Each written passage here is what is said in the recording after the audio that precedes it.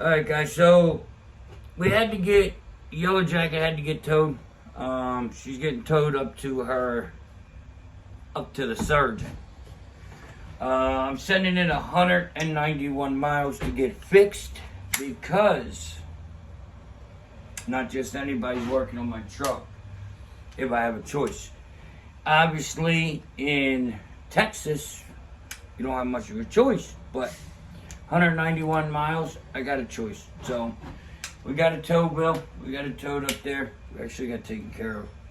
It's not what you know, but who you know. So show you some pictures of that, and then get back into talking about her. What's up? What's up? It's your boy coming from the shed. So man, oh man, where to start? This is pretty much going to be an update video from last week. As y'all know, I broke down 3 times in a week. Well, let's make it 4. But the 4th one, I was just so exhausted, so out of it. I thought I recorded, and I forgot to hit the button 2 out of the 5 times. So just going to give you a commentary. I got some pictures, not a lot, but I got some. Alright, so, as y'all know, we went to New Mexico, and it was, we went to Arizona. It overheated on the way down, overheated on the way back. And it comes to be a bad thermostat was part of it, okay? Well then, the next day comes, and I drove 700 miles, and my water pump had went. But now, there's an interesting aspect about this water pump. I'm going to show pictures here. I wasn't sure if I wanted to show them. I just wasn't sure if I wanted to hear what I already knew. But the truck's getting what it's getting, so I will show the pictures. And as you can see, half of the water pump's missing. I don't know where it went. I don't believe that it broke up. I don't believe they all snapped at one time. I just do not believe that. They were too clean. There was no jagged edges, and there was nothing sharp. So that tells me some way, somehow, somewhere, it was rubbing against something. I don't know where or how. Now, this truck had been in frame 500,000 miles ago. Supposedly. I have paperwork, but you know how that goes. So as you can see, there's part of that missing. So I went down the road. We drove about 300 miles that day, and it wasn't right, but it was better. It didn't overheat, none of that. So we parked it, you know, took my nap, took my reset, and the next morning we took off. We made it 15 miles, and it overheated again. Well, this time I'm in my part of the country. I'm in the southeast. That's not my part, but I know people down there. You know, pretty much anywhere from Missouri over. I know people, and I can get what I need to get and all that, because I have a good network. So I was 34 miles of Memphis when it overheated for the second time, because I was just trying to limp it off the road. Well, I called a buddy, and he recommended to me to his shop. So I called his shop, and he said, "You dropped the sleeve." I said, "Well, what causes that?" He said, "Heat." So it could have been a bunch of different things. The water pump was bad. Like, there's no question the water pump's bad. So the water pump not doing its job up until this point hasn't really caused. I haven't had an overheating problem like explosion overheating problem until these last couple days.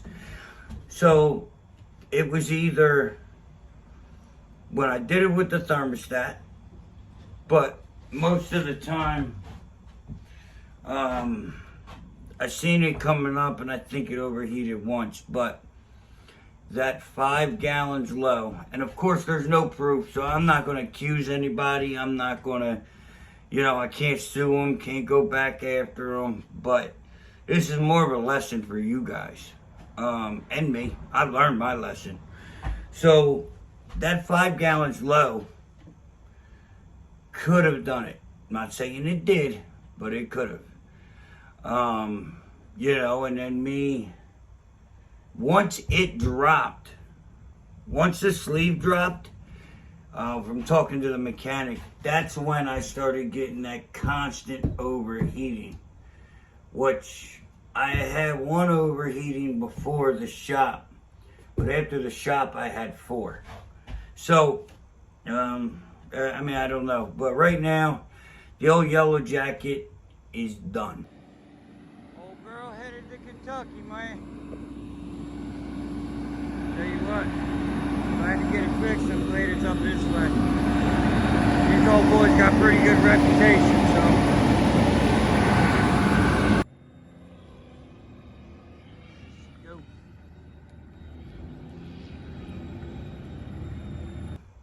She's out of commission. She's in the shop getting an in-frame. So we are going to in-frame the truck. Now, let me clarify a couple things. And this isn't as much for the haters as much as it should be a lesson for other people. So when I made that video stating I didn't know what I wanted to do, I didn't know if I was going to fix it, I didn't know if I was going to get out of trucking, blah, blah, blah. Well, they all assumed I had no options, no money, no way to fix it, no nothing. Well, that's not quite the case, fellas. When you're doing stuff like this, you need any investment.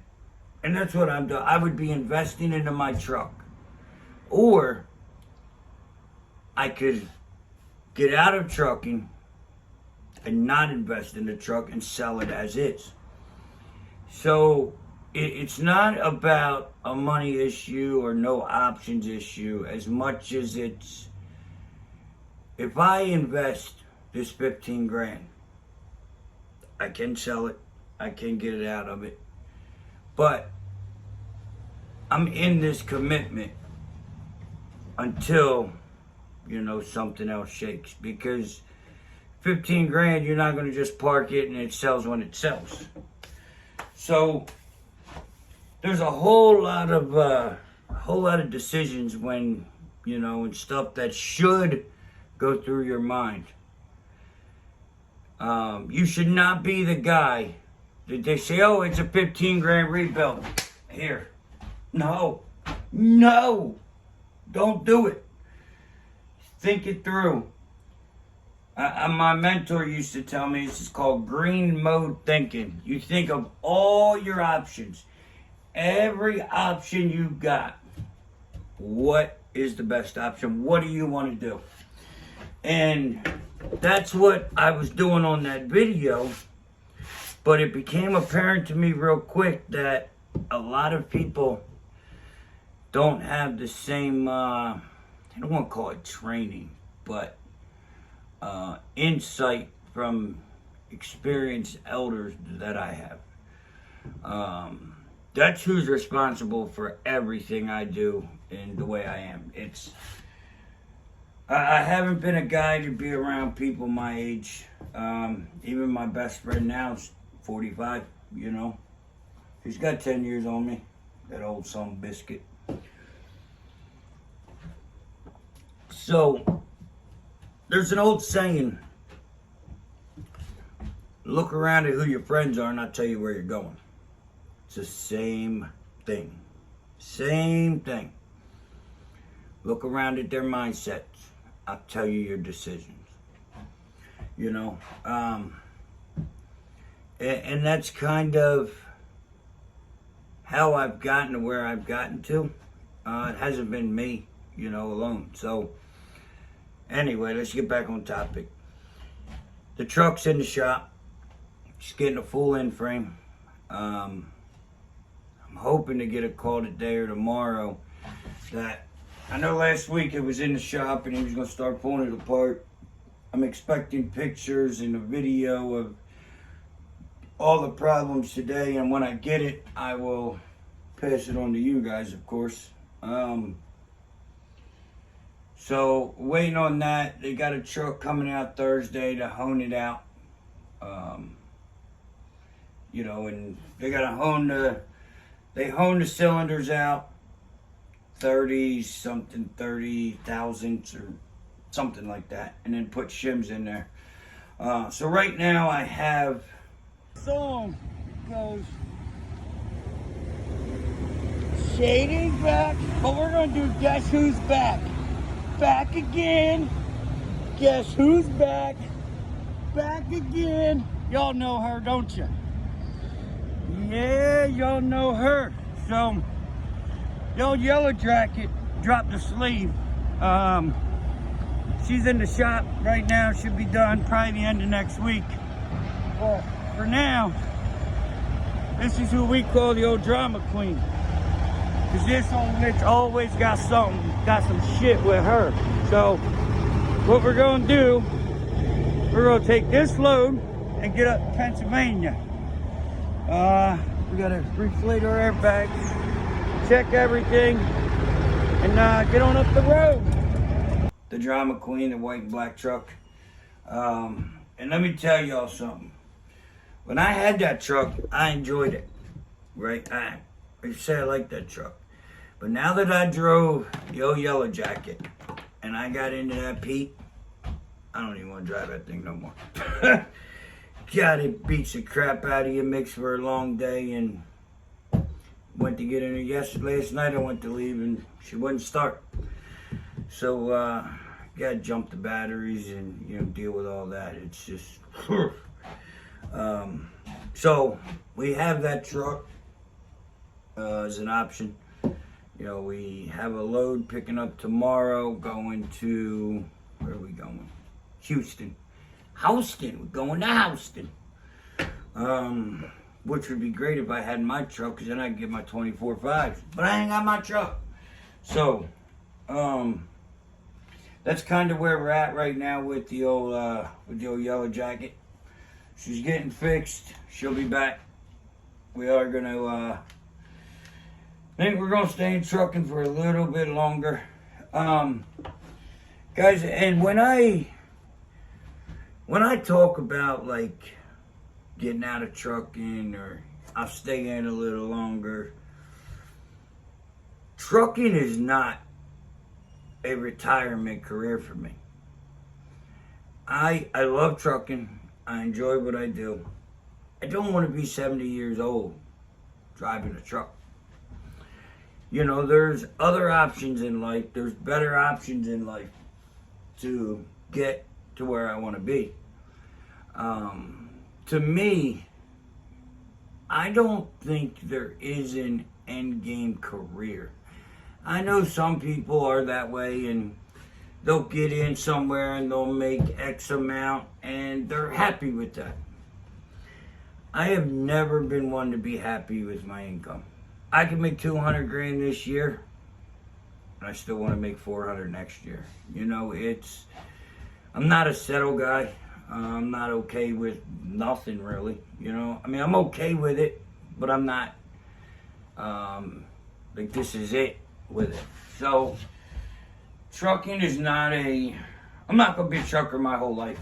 I'm 37, and maybe another 10 years, maybe another 20, or maybe another 1. Like, I don't know.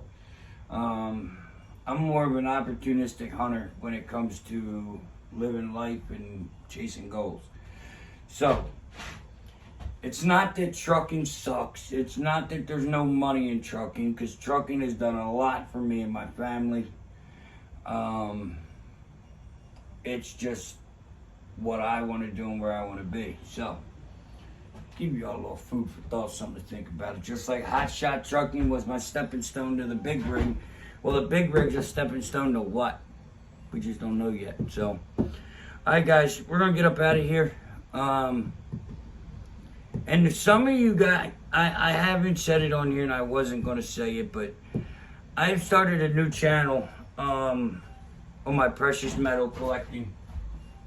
You know, I stack silver, stack gold, stack precious metals. So there's a channel, it's Nationwide Silver Hunter. We travel the country, going to pawn shops and coin shops and looking for the treasures. So if you guys are into that, going over to Nationwide Silver Hunter, give me a thumbs up, a like, and a subscribe. I got a big unboxing over there that I did, and should have another one today. But, alright guys, that's the update on the yellow jacket. Like, share, subscribe. Hit that ding ding. And I will see you tomorrow. Peace.